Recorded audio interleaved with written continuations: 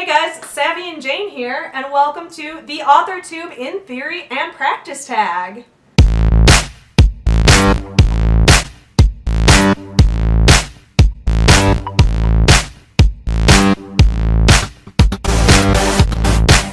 So I was tagged in this a couple weeks ago by Stripped Cover Lit, who also was the original creator of this tag, so I will link them in the description below. Check out their channel. I mean, I'm sure most people know their channel because they do tags like nobody's business. How do you normally start writing a poem? So I don't really write poems, and I don't really write poems. Like, I could put the emphasis on either word in that sentence and it still works. So I'm not good at sitting down and writing poetry or like intentionally writing poetry. I just like walk down the street and make rhymes.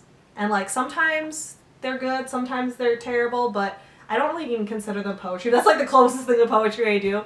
Like one time, Tyler and I were just walking down the street and there was like a building under construction and there's a sign that said first floor retail. So I was just like, first floor retail, can I get the details? What time is the store open? All day is what I'm hoping. And like, that was a poem. And Tyler was... Dropping lyrics.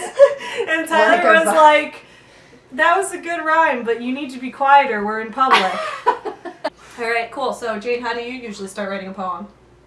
I don't write poems. Cool. How do you normally start writing a short story? For me to write a short story, I kind of write it just in one sitting. Okay. Just do a first draft in one go, and then leave it sitting for a couple of days. I don't touch it after that, just to see where it goes from there. Mm-hmm. Because once it's out of my eyesight, once I'm not thinking about it, and then when I return to it, I can kind of see what I was trying to say, and then perhaps amend that theme or add to it or change it entirely and then realize that I was trying to say something else all along and just sort of, I guess it really depends on what's considered like a short story as in like word count. If I could do it in one sitting, I'll try. Yeah. Because that's when I'll get the most honesty out of what I'm feeling at the moment and then take it from there. For short stories, I just I sit down and I ramble a stream of consciousness at the computer, and then a year later I turn it into a novel. There you go. How do you normally start writing a novel? I like to do novel writing challenges, so I did Sculpt Yourself as NaNoWriMo actually. So to start writing the novel, I generally once I have the premise, I go from the premise into the character development. That's my next big step. So I go on Pinterest and I make Pinterest boards for each character's aesthetic. And I'm like, this is what their face might look like any of these random people from Google Images. And they would wear these kind of clothes and they would have these kind of things in their house. And so I do that. And then from there, I plot it out Save the Cat style. But I don't adhere to it 100%, but I try to plot it out so that it has with specific beats of here's so that the progression feels fulfilling. But if it doesn't all fall exactly, I don't try to hold to it too hard. But I'll plot it out for that, and then I generally like to do it as a challenge. So Sculpt Yourself I wrote in 1 month as a challenge, and then 90s Kids I did for the novel writing class. So I wrote that in 1 quarter as a challenge, and so I think that's generally what I do is I like to prepare for these months I'm going to write this novel. I'm going to prepare it ahead of time so that I can just do it and not stop to wonder what's going to happen. That's usually what I do. How about you? For me, I relate to George R.R. Martin's description of 2 types of authors. There's the gardener and the architect. Oh, I've never heard that one before. Yeah. So the gardener is somebody who plants a seed, right? And they know generally what kind of plant it'll be. Will it be a flower? Will it be a vegetable plant? Will it be a tree? That kind of thing. But it's who knows how many branches it'll have? Who knows if it'll veer to the left and turn into something else? And whereas an architect builds a blueprint and follows that to the T. That's cool. I like that.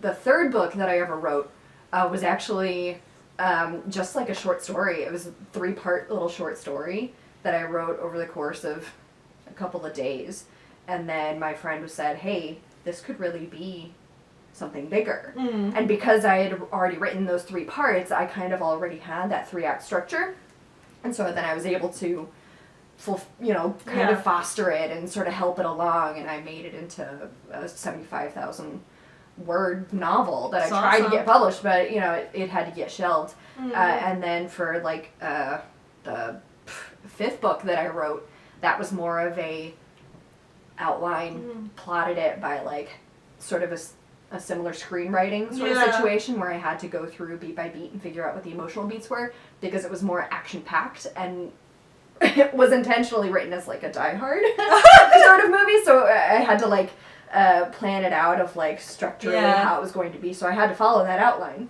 But I guess in my YouTube channel I talk more about stuff like that. So if you want to see more, go check that out in the doobly-doo. Do you have a writing strategy? I would probably say that's more of like a write every day kind of strategy, where it's like like a habit. You try and get into the habit of writing every day, because it's really important. And even if you get like 200 words down, it's still something. Just like saving pennies, after a while you're gonna have a couple dollars of saving pennies, so I guess that's the writing strategy that I would go with. I'd say my writing strategy is like free writing. I do, especially because a lot of my writing is so like stream of consciousness and so voice heavy that like for me sitting down and just writing everything that comes into my mind is really helpful in building those characters' voices. So I would say that like free writing and writing sprints and those kind of things. Writing journals too. And I feel like that's super useful to me. Yeah. Do you compose on paper or on a computer? Both. I'm actually not that loyal to either one. Like, I will compose, like, it depends where I am. Like, if I'm somewhere, like, if I'm sitting at my desk, I'll write on the computer. But, like, if I'm out in public and I have, like, a notebook with me, I'll handwrite, and that can be kind of useful sometimes, especially because then when I type it up, I feel like I get another chance to go over it and add things in. So, honestly, I'm happy to do either one. I feel like they're both pretty useful. I don't really rely on one or the other. What about you? My handwriting is the worst thing in the world. Oh. So it's incredibly difficult for me to interpret, or rather translate, what I had written. Oh, fair enough. In a notebook. Yeah. So if anything, I would probably, if this was like an idea that I had to have down, I'd just pull out my phone and put it in the notes app, or even email it to myself. But I really admire people who can write in journals, because I think that's just like such a personal thing of having pen to paper. Oh, it's so nice. And I don't want to like, get into this, but I think it's an incredibly like personal thing. Yeah. To put your hand movements into like creating writing, because like what other living being does that? Humans do, and I think that's just like a really Chewy powerful. can write. Chewy, can you write? You're allowed to claim one work of fiction as your own. What is it? I don't want to claim someone else's work as my own. That feels wrong. If that's what it's asking, like if this question's asking like you want to claim someone else's work as your own, like I can't do that. Like I'm not trying to be on the moral high ground here. Like if other people have answered this question and said like, oh, I would claim Harry Potter as my own or whatever, like I respect you. Like I totally understand that. But like I guess I've just put so much into creating my own voice and my own like aesthetic and my own tone, like just my own whole like thing as an author, that I wouldn't want to claim someone else's work as my own, because like my style's different than theirs, Yeah. Like, I think this sort of brings up a little bit of like ghostwriting. Like, I really admire people who ghostwrite, because, not everybody is skilled enough to tell their own stories, and there's no problem with that. But like me personally, I would feel such like pain seeing somebody else's name attached to something that I wrote. Yeah. I don't know if I could claim to be like, oh, I'll have this person's work be mine now. Like, and this is so unrelated. And that's part of the reason that I started to stray away from screenwriting more, was that like once like I would write these scripts that I'd put my heart and soul into, and had based like things on emotions I'd felt, and had like so much experience in there, and then like somebody, like the thought that I would sell that to someone in Hollywood, and then some director would put their name on there equally with mine, and I would be like, that's not right! Set goals? If so, how? Yes, I absolutely set goals. I've shown this in another video, but I'm going to show it to you guys again. Get ready. This is my bullet journal. It has Isabel from Animal Crossing giving you the finger. So I definitely set goals. Here's like my year-long goals, and then I take the year-long goals and I break them down into categories like forever home friends, schools, novels, personal goals. I make a calendar of what I'd ideally like to accomplish by when. Then I make goals for each of my novels. I take the category and break it down, like here are the 3 novels I'm working on in 2019. And like, here's my goals for my YouTube channel. Here's my goals for blogging. I have not held to these. My blog has not been growing lately. Goals for forever home friends. Oh, I shouldn't show that. It has some spoilers in it. So reflecting on 2018. Oh, and then I like my novel revisions pages. I'll show my map again. There's my map. So yes, I do set goals. I set very broad goals, and then I break them down into more specific goals, and then I break each of the specific goals down into what weekly tasks do I need to accomplish, what daily tasks do I need to accomplish. The further you break it down, the more likely it is to really happen. So Yes, I set goals like it's going out of style. What about you? I don't do that. Boom, you win the Nobel in literature. What was it that got you there? What got me the Nobel in literature was starting a super punk rock indie book festival with Jane. This is the thing we talked about, like, on and off. Like, what if we started a book festival? Like, there's BookCon, and there's, like, VidCon, and it's, like, and there's, like, Printers Row Literature Festival. It's, like, what if there's a book festival where they were, like, it was, like, all, like, self-starters in the book industry, like, people who founded small presses, and, like, authors who, like went through small presses or published books themselves, or, like, people who got their following on AUTHORTUBE or things like that. Like, if you have panels with, like, booktubers, like, that would be the coolest festival ever. So, like, maybe we'll plan that in the future. Yeah. I feel like that would be something. I mean, we're not going to be in school anymore, so... Yeah, so we have time to plan a book festival? I think so. Boom! You're a Nobel-winning millionaire. Where do you live? What do you drive? It's never going to happen, but here we go. Oh, I love how you planned it out. Okay. I want to live on a boathouse. Like Oh! a floating home. That's so cool! You know, like a house Yeah. that's on, like, pontoons, right? Mm-hmm. I want to have, like, 11 dogs. All rescues. Oh my god, right? me too. Right? Yeah, Right? Yeah. Chewie couldn't handle 10 siblings, he'd go insane.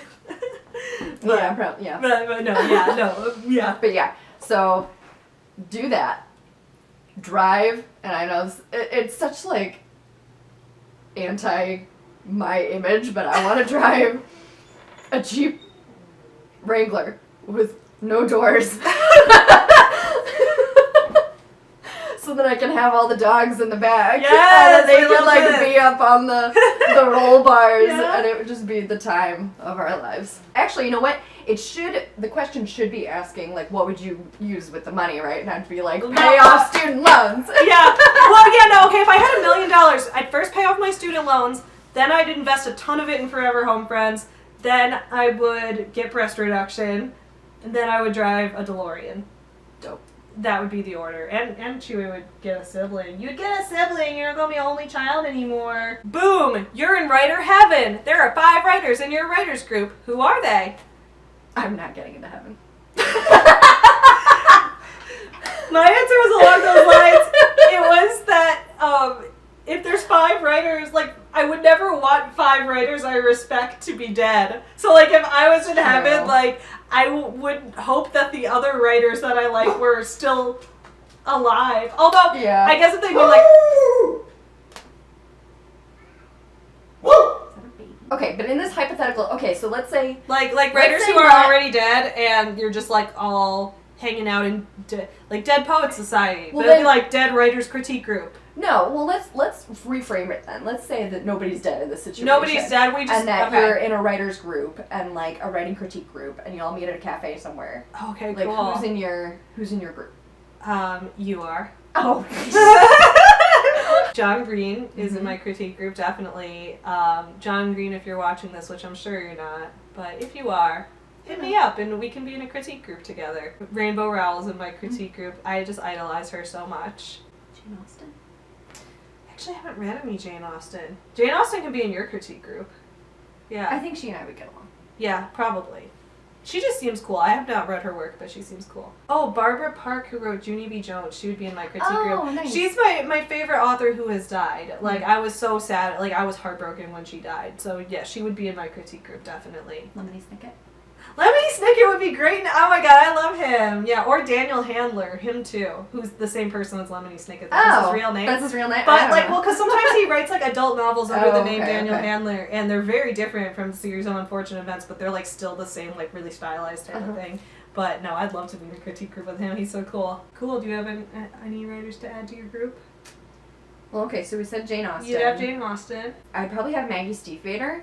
Okay. She's my favorite young adult author. She's got an extremely great poetic literary voice, even though she writes young adult fiction. Like, that's really cool. Just the way that she writes is like really emotive, and like you can tell each word is very specifically crafted. I mean, J.K. Rowling, just so that I can tell her to stop. Just be like, stop tweeting. Because I love her, but also... What if you could, J.K. Rowling could be in your critique group, but you could like give her feedback on her tweets? Oh yeah, I would do that. That would be great. And I you do could that be for like, free. Maybe don't tweet this. Patrick Ness, just because I really admire his work. He's just a great voice and really funny, and I'd like to meet him. I'd also like to hang out with Christopher Moore, who wrote... Oh, yeah. Yeah. Yeah, he's great. I named my car after... What's your car's name? Biff. So the Lamb. Oh my goodness. The book Lamb, The Gospel According to Biff, Christ's Childhood Pal by Christopher Moore was like one of my favorite books in high school. That's great. Yeah, and I named my car Biff. Alright guys, I hope you enjoyed the AuthorTube in theory and practice tag, and I hope that you learned more about our theories and practices about writing. If you're new to this channel, please click the subscribe button. Every Monday, Wednesday, and Friday I've got new videos about books and about writing and about all that good stuff coming out. In the description below you will find my social media, where you can find me on Twitter, on Instagram, on Facebook, on Goodreads. We can be friends. That'll be great. You can find Jane's channel linked in the description below as well. Make sure to subscribe to her because her channel is amazing. If you're interested in me as a writer, in the description you can find a link to my novel Sculpt Yourself. You can also find a link to the audiobook. The audiobook is super awesome because you can use your Audible credit on it, so it's a perfect use for that. If you love dogs, or if your kids love dogs, or if your kids love to read kids books, please check out my Forever Home Friend series, linked in the description below, because 10% of profits go to animal shelters, and all the books are based on real rescue dogs, and they're so cute and you want to hug them. I will see you guys again soon. Thank you for watching. Bye!